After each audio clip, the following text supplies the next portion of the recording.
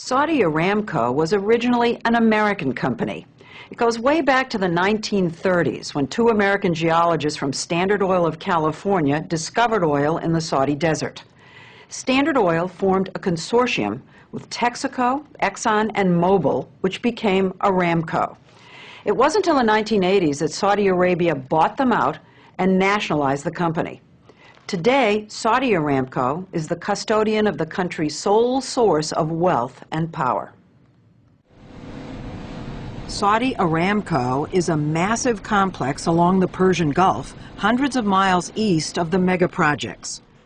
Over 16,000 people work here at the company's compound, which is like a little country, with its own security force, schools, hospitals, even its own airline. Abdallah Juma is president and CEO of Saudi Aramco. So this is your headquarters. This is our headquarters. And how big is Aramco? Saudi Aramco is the world's largest oil producing company. And it's the richest company in the world, worth, according to the latest estimate, $781 billion.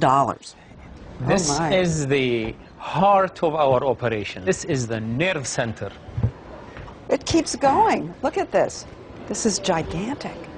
He gave us a tour of the company's command center, where engineers scrutinize and analyze every aspect of the company's operations on a 220-foot digital screen. Every facility in the kingdom, every drop of oil that comes from the ground is monitored in real time. In this room? In this room. And we have control of each and every facility, each and every pipeline, each and every valve on the pipeline, and therefore we know exactly what is happening in the system from A to Z. What this map shows is all the oil fields in Saudi Arabia. That big green blob in the middle is Ghawar, the largest onshore oil field in the world. And the one on top is Safaniya, the largest offshore oil field in the world. And these green squares are supertankers that are being monitored on the high seas in real time. So there's not anything that goes on with oil, with Saudi Arabian oil, that isn't known in this room right now? Absolutely, absolutely. How much did this facility cost you? A lot of money. And what you see today is a company that is as professionally sound as any international oil company. Before Ali Al-Naimi became oil minister, he ran Saudi Aramco for 11 years. He was the first Saudi president and CEO. You have, as you just said, one of the most efficient, cutting-edge, 21st century companies in the world. Yes. Within one of the most religious, conservative countries in the world. It's almost a paradox. We were surprised by this. I don't think there is any really surprise. Many people have images of Saudi Arabia, but they really change their views and images when they come and visit Saudi Arabia. But to Western eyes, it is a paradox. Skyscrapers, traffic jams, and shopping malls coexist with ancient tribal customs. The king and the Quran reign supreme, and women everywhere are required to cover themselves in black from head to toe. Even I had to wear the abaya. The rules apply everywhere, it seems, except for the women at Saudi Aramco. When the U.S. oil companies came here in the 40s and 50s, the Americans moved into the area with their families and developed it to suit their tastes and their way of life. They created a replica of American suburbia. Today, you could be in the outskirts of Houston or Los Angeles. It's almost like an enclave within Saudi Arabia. It's different from the rest of the country. Yes, that's true, because it kept a lot of the American ways. Yes, of course. But blocked off from the rest. Ways. There's nothing wrong with these. They are excellent ways. But I was so surprised to see the culture there because, for instance, I saw men and women working side by side. I saw women driving cars there, which you don't see. It's not strange. Not strange to him. He's a product of that culture, having risen through the ranks. He started out as a 12-year-old office boy in 1947 when it was said that to get oil, all you needed to do was ladle it out of the sand. It was never that easy, according to Aramco CEO Juma. It takes a lot of effort. The oil is a gift from God. The recovery of oil is really the work of men, and this is part of it here. Here in this room, Aramco engineers are making sure that not one drop of oil is overlooked. These computers are receiving data via satellite from sensors mounted on drill bits that are burrowing deep into the oil fields all over Saudi Arabia. The engineers are sending IMs, instant messages, that actually guide the drill bits. He is now directing that drill bit to go into the best areas of the reservoirs and suck that oil from it and not leave any oil behind. So in other words, this drill bit's like a snake. It is. It doesn't go like that. No. It would go down and then follow where the oil is. Absolutely. And mind you, this is happening 400 to 500 miles from here geographically, and we are sending that drill bit also 2 or 3 miles in the ground. Al-Juma says with this technology, they're able to recover 10 times more oil than before. But global demand is dwindling. Even Americans, the world's leading gas guzzlers, are buying less. In the last 10 months, Americans drove 78 billion fewer miles than they did in the 10 months last year, same 10 months.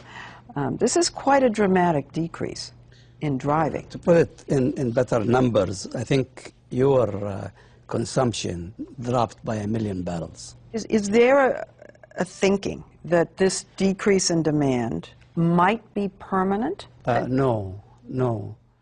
He says the U.S. is Saudi Arabia's #1 customer, and the question is, what will Aramco do to keep it that way? One thing is discourage the move toward electric cars by trying to alleviate our concerns about the environment. They showed us their new $4 million experimental combustion engine, which they hope will increase gas mileage while it lowers CO2 emissions. What we want to see is that there is an emphasis on also making this oil greener and making the fossil fuels in general greener, because they're going to be with us for the long haul. Let me be blunt, okay? And ask you to be candid. Yeah. Is it Aramco's hope to prevent a switch away from oil? Somebody said the country is the oil business. You absolutely need to do this for your own survival. And what's wrong with that? Well, I didn't say anything was wrong with it, but it's a fact. You'd admit it's a fact. Yeah, we admit a fact that yes, this is, we depend on the oil industry. We want it to help us, to develop our economy and to develop the economy of the world. So what is good for the well-being of Saudi Arabia should be good for the well-being of the world too. So there's nothing wrong with that. And so what do you say to people out there, like Al Gore and now Mr. Obama, that say we have to devote ourselves to reducing our dependence on oil? My answer to this is we have to be realistic. We don't have the alternatives today. If there are alternatives, be my guest and come and bring them in. But they are not there. You're saying whatever the world does in terms of wind, nuclear, coal, we're still going to need oil. You're still and a lot of it, to need no oil and a lot of it. Politicians use this all the time, that we're addicted to foreign oil. And addiction has a dark connotation, because if you're addicted, there's a suggestion that there's a drug dealer who's trying to keep you hooked. It's in the air that you want to keep us hooked. There is nothing addictive about oil. If you look back 100 years, what would the world be without it? Even President Bush was an oil man.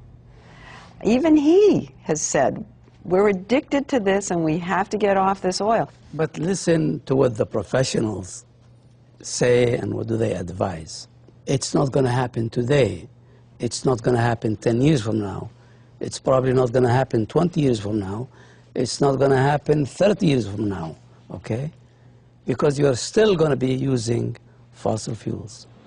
Rather than oil pushers, the Saudis see themselves as good global citizens who are trying to save the world from a catastrophic oil shortage. But as Oil Minister Al Naimi told us, the kingdom is hedging its bets.